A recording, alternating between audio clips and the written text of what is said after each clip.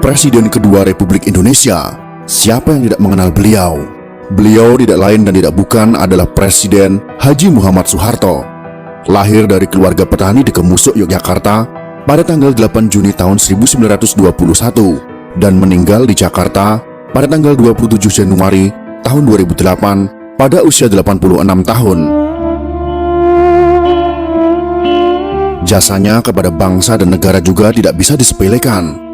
Akan tetapi bagi kaum komunis hal ini sangat bertolak belakang. Kaum komunis sangat membenci Presiden Soeharto karena beliaulah yang menghancurkan komunis di negara tercinta ini. Akibat dari dendam dan bencinya mereka, sampai sekarang Presiden kedua Republik Indonesia ini difitnah dengan masif, dengan cara memutarbalikkan fakta sejarah yang sudah tertulis di bangku sekolah dengan sistematis.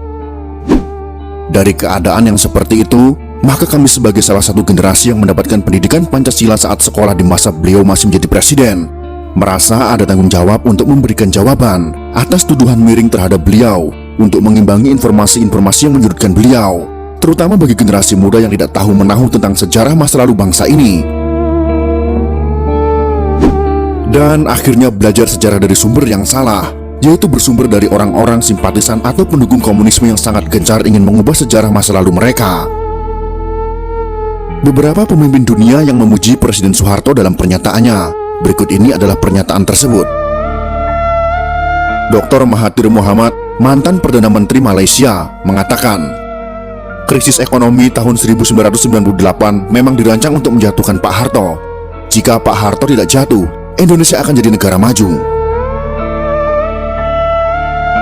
Lee Kuan Yew, mantan Perdana Menteri Singapura, juga mengatakan, Pak Harto pemimpin luar biasa. Beliau harus mendapat tempat terhormat dalam sejarah Indonesia.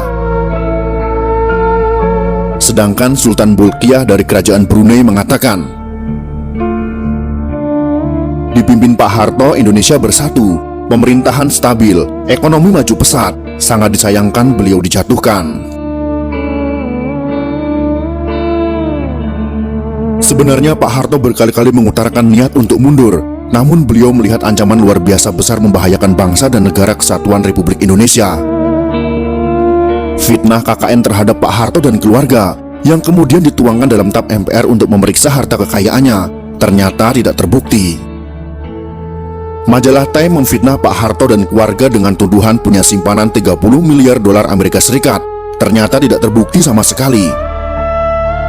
Berbagai tim khusus dibentuk pemerintah untuk menyelidiki harta Pak Harto. Satu pun tak menemukan rekening yang mencurigakan di perbankan asing. Silahkan cari kemana saja. Jika terbukti saya ada simpanan 1 sen saja, saya siap dihukum mati, kata Pak Harto. Semua tuduhan itu adalah fitnah. Belakangan terbukti Pak Harto dijatuhkan oleh konspirasi global, yaitu Partai Demokrat Amerika Serikat, Partai Komunis Cina, dan sekutunya yang berkolusi dengan kelompok anti-Soeharto. Penyebab utama Pak Harto dijatuhkan adalah karena kemesraan dan keberpihakan Pak Harto yang sangat besar kepada umat Islam sejak tahun 1986. Ternyata ada pihak-pihak tertentu yang marah. Republik Indonesia merdeka pada tahun 1945. Namun kemerdekaan umat Islam Indonesia sejatinya baru terjadi pada tahun 1986 sampai 1987 setelah Pak Harto berpaling ke Islam.